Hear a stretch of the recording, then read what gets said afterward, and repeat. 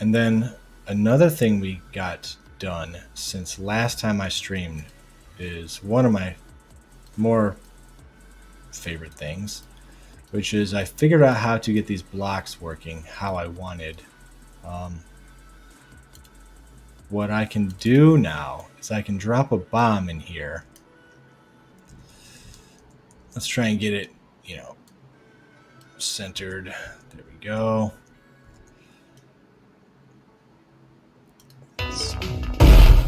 So as you see, after 1 second, it blew up. It sends out a beam in 4 directions, which so I had it blowing up radially, but that would be taking out the blocks at the side, and that's not how Bomberman works. So instead, what I have it doing is just blowing up anything it hits. It applies damage to, and these bricks, if damage gets applied to them, they will explode. And this is actually, I don't know if it's fully physics-based, but it's not an animation. The way I was able to build this was by creating a destructible mesh. So this destructible mesh here is actually a mesh. I took the assets that I used to make the single static block that looks like this, and then I was able to export that as individual bricks rather than as a single mesh. Those individual bricks exported was able to import here through FBX chunks, and then it just set those chunks up as our chunks here, which allows them to be exploded. And the way I am having that work is basically right now, all I have is as soon as a bomb enters the game, it starts a timer for however long the life of the bomb is. I just have it 1 second now. Maybe we'll turn that up to 3. And so it says we're going to run the explode function. The explode function, see up here, this fire impulse sets out a radial burst. You can also do apply damage radially.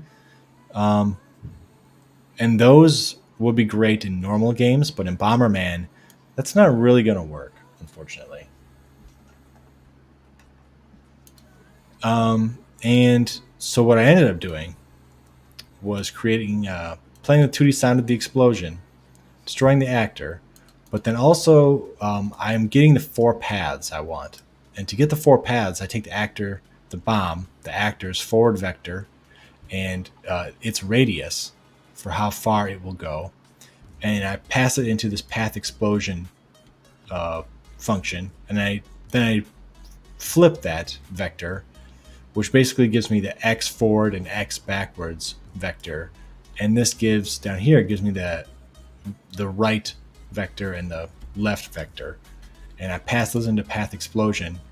Our path explosion just does a line trace from the bomb to down the path that it's sent in, and I take the hit result from this line trace, if there is a hit result, and apply point damage to the hit actor, which reminds me I should probably do a branching hit here, because it probably just shouldn't do anything.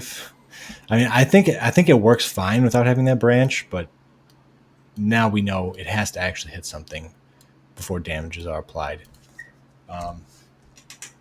I've tried playing with a bunch of different ways of having this damage be applied and get the blocks breaking how I want.